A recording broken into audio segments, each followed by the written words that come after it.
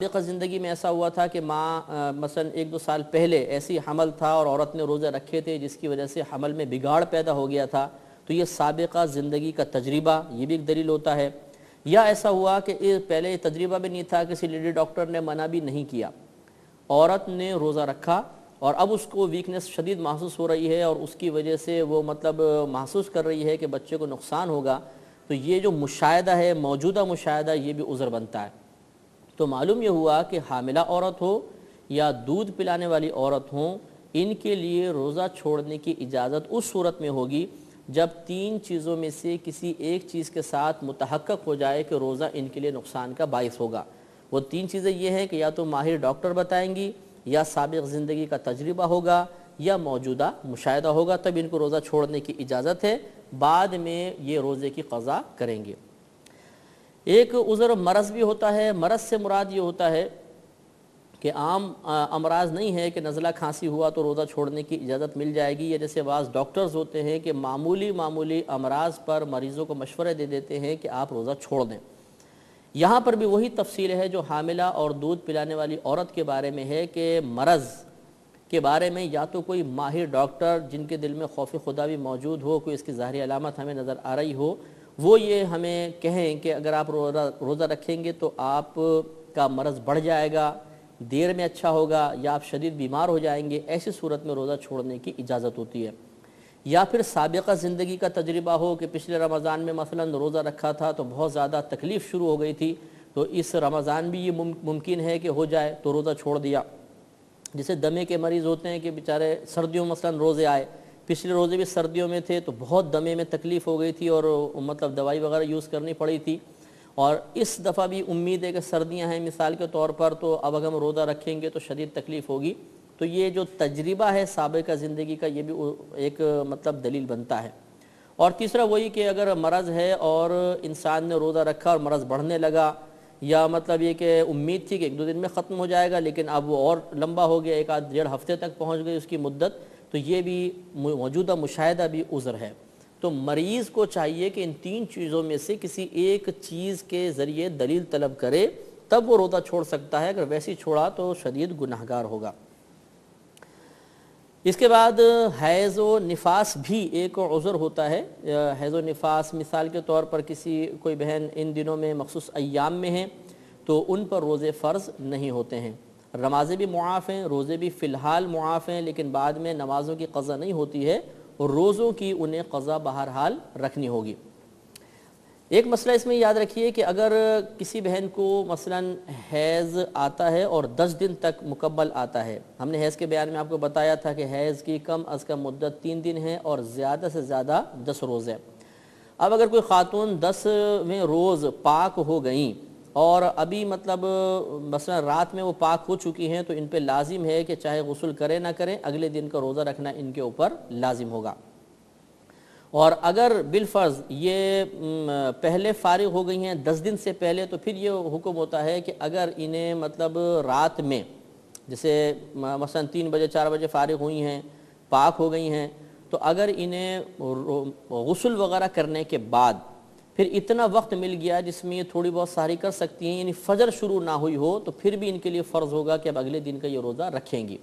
ہاں اگر ایسا ہوا کہ رات میں مثلا آخری دن چل رہا، چوتھے 5ویں دن ان کا حیض بند ہوتا ہے مثال کے طور پر، اور یہ آخری رات چل رہی تھی اور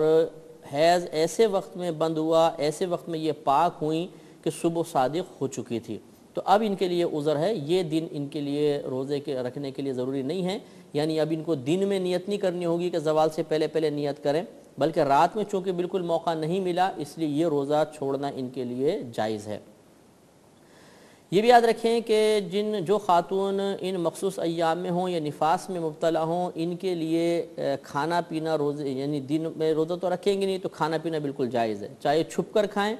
چاہے یہ گھر والوں کے سامنے کھائیں، ان کے لیے بالکل جائز ہے، لیکن افضل اور اولیٰ یہ ہوتا ہے کہ یہ چھپ کر کھائیں، سب کے سامنے ظاہراً نہ کھائیں۔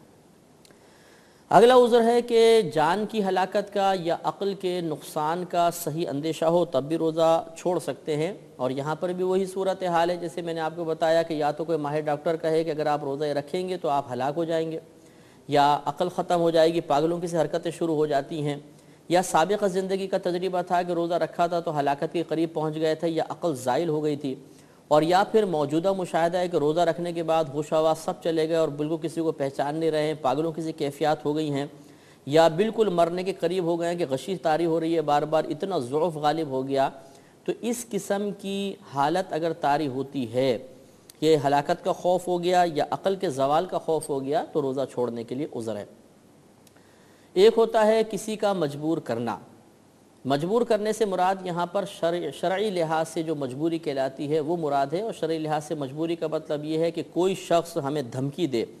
کہ اگر تم نے روزہ رکھا تو میں تمہیں جان سے مار دوں گا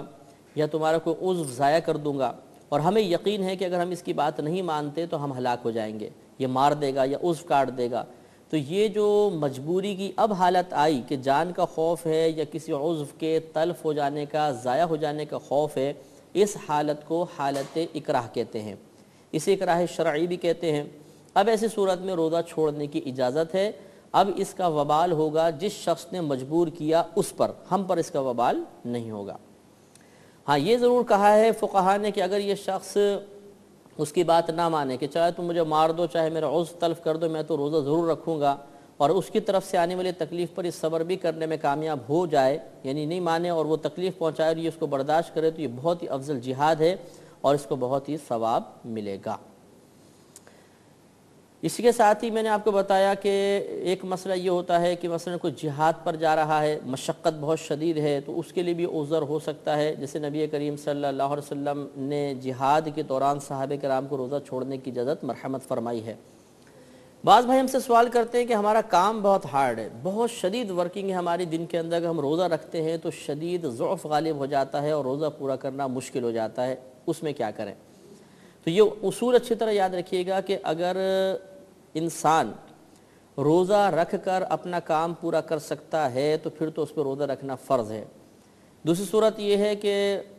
روزہ تو پورا ہو جائے گا لیکن تھوڑی بہت تکلیف پہنچے گی، یہ بھی عذر ہے، یہ بھی مطلب عذر نہیں ہے، اب بھی رکھے گا۔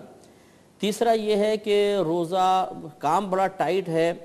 اور روزہ بڑے شدید تکلیف پہنچائے گا، اور